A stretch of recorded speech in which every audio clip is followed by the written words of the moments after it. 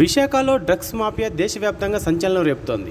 CBI రంగంలోకి దిగి కీలక ఆధారాలు సేకరించడంతో పాటు సంబంధిత వ్యక్తులపై ఇప్పటికే ఎఫ్ఐఆర్ నమోదు చేసింది.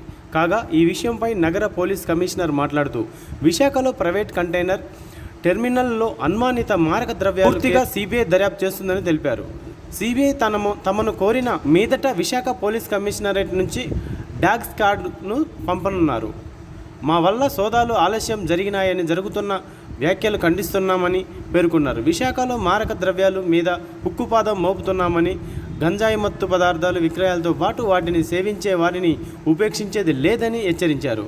అలాగే ఎక్కడైతే డ్రగ్స్ దొరికాయని సిబిఐ ప్రకటించిందో ఆ ప్రాంతం కంటైనర్ టెంట్మెంట్లో తమ పోలీస్ కమిషనరేట్ పరిధి కూడా కాదన్నారు.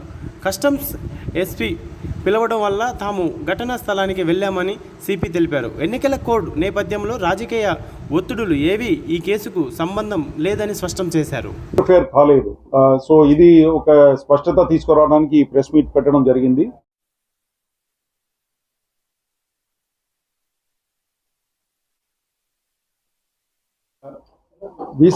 బీసీటీపీఎల్లో ఏదైతే కంటైనర్ దొరికిందో allegedly carrying suspicious drug related items, ఈ కేసు ఏదైతే ఉందో అది సిబిఐ వాళ్ళు చూస్తున్నారు మొత్తం.